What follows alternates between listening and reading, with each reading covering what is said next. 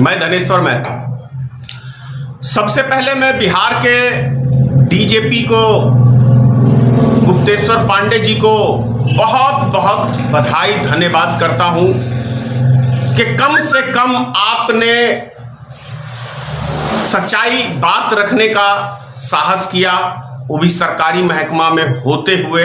इसके लिए बहुत बहुत बधाई। जिस तरीके से उत्तर प्रदेश में जंगल राज स्थापित हो गया है, यह बहुत ही निंदनीय है। विकास दुबे, आप ये सोचिए, 8 पुलिसकर्मियों की हत्या करने के बाद वो व्यक्ति आसानी से पूरे उत्तर प्रदेश में घूम के और वो मध्य प्रदेश चला जाता है और कहीं उसको कोई टच नहीं करता है। ये मतलब एक कानून व्यवस्था किस तरीके के अंदर उत्तर प्रदेश के अंदर है, इससे आप कल्पना कर सकते हैं कि क्या उत्तर प्रदेश में या हिंदुस्तान में कानून का राज है? नहीं, गुंडों का राज है। इसे हम गुंडों का राज कह सकते हैं। और वैसे भी उस मुख्यमंत्री से आप कभी उम्मीद क्या कर सकते हैं जिसका एक खुद क्रिमिनल रिकॉर्ड हो सकता है? वैसे प्रधानमंत्री से आप क्या उम्मीद कर सकते हैं जिसका क्रिमिनल रिकॉर्ड हो सकता है? अभी मैं आपको यूपी के मुख्यमंत्री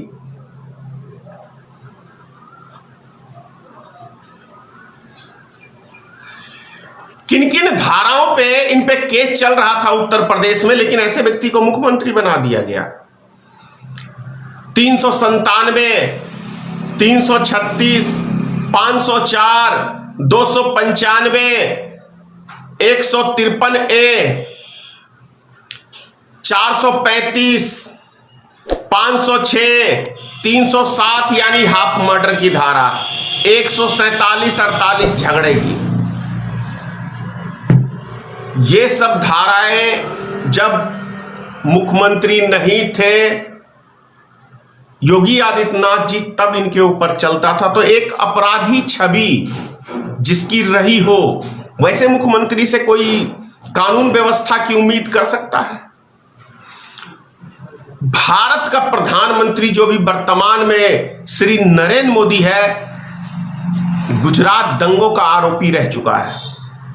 उस व्यक्ति से हम देश में अच्छी चीज की उम्मीद कर सकते हैं?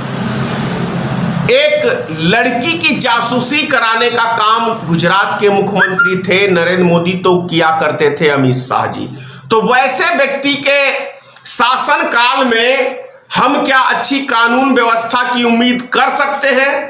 कतई नहीं कर सकते हैं। जैसा आपने देखा है, ना हमारे देश की सीमाएं सुरक्षित हैं, ना हमारे देश के अंदर राज्य की सीमाएं सुरक्षित हैं। तभी तो विकास दुबे आराम से उत्तर प्रदेश से चला गया आपको मध्य प्रदेश के अंदर। यह सोचने का विषय है, कैसे चला गया। कफील खान डॉक्टर जो हैं, काफिल, वो एक डॉक्टर पेशे से, आपको याद होगा बिहार में पिछले साल चमकी बुखार में हजारों की संख्या से मौत हुई थी, लेकिन यहां किसी डॉक्टर को जेल नहीं हुआ था। लेकिन उत्तर प्रदेश में बच्चों की मौत पे एक मुस्लिम डॉक्टर को निशाना बना के उसको जेल कर के हवाले, मतलब जेल में बंद कर दिया जाता है। क्यों? क्योंकि वो मुस्लिम है। कार्ड कैसे हिंदू मुस्लिम का हम खेलेंगे? नफरत कैसे हम देश के अंदर फैलाएंगे? ये बीमारी कैसे फैलाएंगे?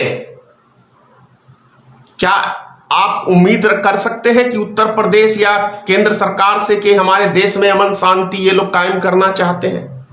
ये सोचना पड़ेगा आपको। ये वही नरेंद्र मोदी है ना, रेलवे का प्राइवेटकरण। मेरे से ज्यादा कोई रेलवे को प्रेम नहीं कर सकता है।